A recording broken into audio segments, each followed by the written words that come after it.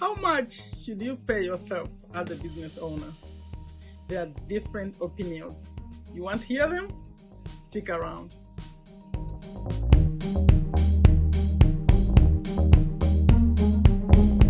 Hello, welcome to Take a Step to a Better You, a channel I started to share what I know and continue to learn, and believe me, I'm learning every day. If you are new here, welcome. If you've been here before, thank you for getting back. I record videos about business tips, affiliate marketing, online marketing in general, earning money online, and I also record videos to just shake you up, like to encourage you to take a step to a better you. Those are motivational videos.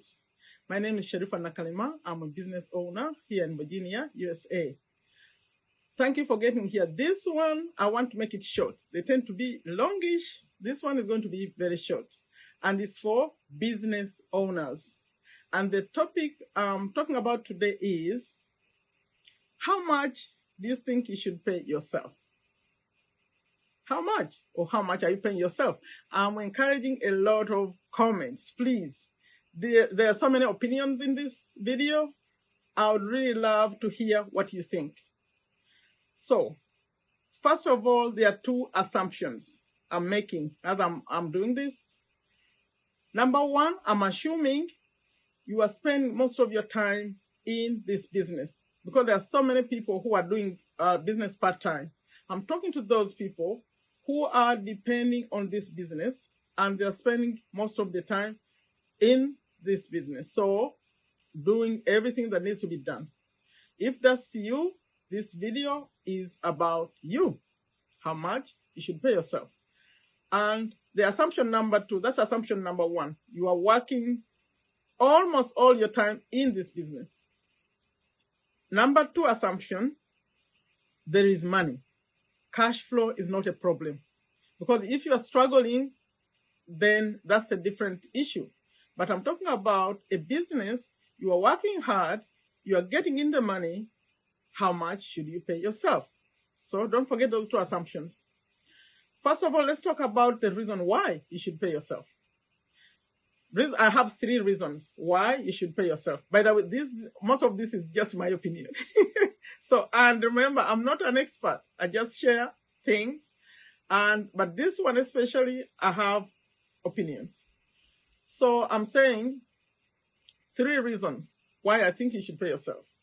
Number one, you are working this business. You should pay yourself. Number two, you have bills to pay. Actually, that's you have bills to pay. That's the same reason. You work in this business, you have bills to pay because you depend on this business. Reason number two, you want to know the profit or loss. You know, especially if you start your business with loans, like you have money from the bank, you have money from everywhere using credit cards, you may have the cash, but this business may not be profitable. I discussed that in some other video. So you may have the cash and you're doing everything, that's not a problem, but you need to know that this business is profitable, and when you pay yourself, that's a cost to the business. You added it in before you know your profit. So that's a big reason why you should pay yourself. Reason number three, why you should pay yourself, is to avoid tax audits. Here, this example, I'm sure, is about USA. If you are in USA and maybe some other countries which are very serious about taxes, they want to make sure you are paying yourself. And the reason is because, like here where I am, by the way, this example is for S corporations. This video is for business owners. So I'm assuming when I use these terms, you know what I'm talking about. I don't want to go into explaining what an S corporation is. I'm going to link up a video in the description that explains all that, what is an S corporation. Please go watch that so we make this video short. Mine is an S corporation, and when I work in my business, I am expected to be paid. And when I'm paid, I pay payroll taxes, federal taxes, state taxes, all that, what you need to do, like the social security and unemployment and all that stuff. So the government expects you to be paying these taxes. So if you are not paying the taxes and you're just waiting, because it's an S corporation, I pay myself twice. The first time is when I'm working in it and I'm being paid and I do the payroll taxes. The other one is as a drawing or distribution. That tends to be cheaper as far as taxes. So most people try to minimize what they take out or they don't want to take out. But believe me, the IRS is watching. And if you do it this year, next year, and another year, they'll be asking what's going on. So you don't want to invite an audit. 3 reasons. You want to pay yourself and pay your bills. You want to know your profit or loss. And you want to avoid an audit. Now, we get to the point. How much? How much do you think you deserve for all this? 3 opinions I've found, but I agree with one. But let's mention them. Maybe you agree with the others. The first opinion is, if you work for yourself, you should pay yourself 50%. For example, if you are a coach, you have a coaching business, you bring in revenue, and at the end of the month, you have $10,000.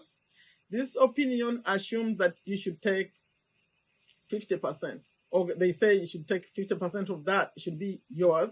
Then the rest, maybe you pay the expenses and you reinvest. Whatever I do with the rest, that's one opinion. I don't agree with the opinion, but that's the opinion. Please put some comments. Opinion number 2 is that you should pay yourself what's enough to pay your bills. I disagree with that one too, because you cannot say if you made, let's say it's $10,000, the gross, and now your bills may be, you live in a studio apartment, everything is minimum, so it's just maybe like $2,000 is what all you need to pay your bills. So you, according to that opinion, you should take only the $2,000 and leave the rest, the $8,000. $8,000 would be like profit. I disagree with that because it depends. It depends according to me. So what do you think? That's the second opinion. Pay yourself what's enough to take care of your expenses.